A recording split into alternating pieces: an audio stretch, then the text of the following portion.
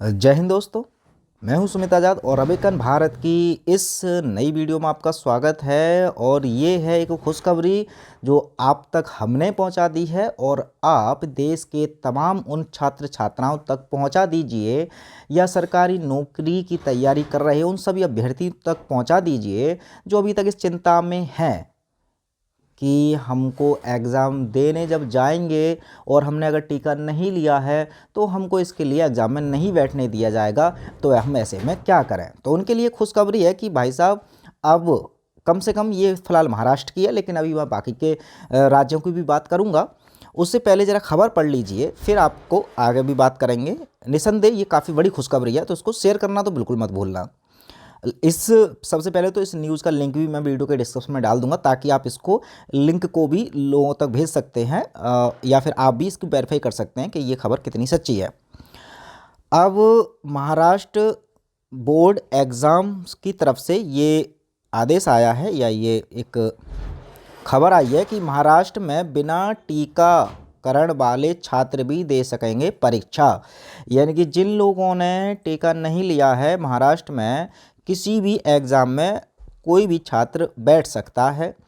देखिए, यहाँ पर साफ साफ लिखा हुआ है कि Maharashtra state board of secondary and higher secondary education ने आगामी एसएससी और एचएससी परीक्षा को लेकर एक महत्वपूर्ण अपडेट जारी किया है। राज्य के शिक्षा विभाग ने, ये वही शिक्षा विभाग है जो बहुत सारे राज्यों में ये आदेश पारित कर रहा है कि भाई इस टीका नहीं तो एडमिशन नहीं, टीका नहीं तो एग्ज़ाम नहीं, टीका नहीं तो अटेंडेंस नहीं।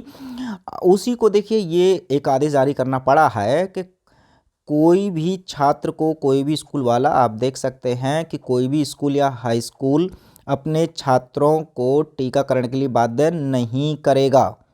तो ये एक बहुत बड़ी खुशखबरी है। अब चूँकि महाराष्ट्र की बात हो रही है तो जाहिर सी बात है, बॉम्बे हाई कोर्ट में ये उन्हीं का नतीजा है जो कई सारे केस लड़े जा रहे हैं, चाहे वो एडवोकेट नीलेश ओझा जी हैं और भी बहुत सारे जो पिटीशन चल रही हैं तमाम वकीलों के द्वारा या अलग अलग जो क्रांतिकारी हैं, उन सब का एक नतीजा तो ये साफ साफ स्पष्ट नज़र आ रहा है। और मुझे बताने की आवश्यकता भी नहीं है कि हाँ, इसमें कितने क्रांतिकारियों का हाथ है इस खुशखबरी को लाने में। लेकिन अब ये आदेश, चूँकि एडवोकेट नीलेश ओझा जी ने ही हमारी कई सारी लाइव वीडियो में बताया है कि ये आदेश बाकी के राज्यों में भी बहुत बड़े प्रूफ का कार्य करेगा कि यदि आप ये खबर या ये सबूत अपने स्टेट में दिखाते हैं कि देखिए, बॉम्बे हाई कोर्ट या बॉम्बे गवर्नमेंट जब ये कह रही है तो आपके पास कोई ऐसा अधिकार है कि आप हमें बिना टीका के बाध्य कर सकते हैं, तो हमें या तो लिखित रूप में दीजिए, वरना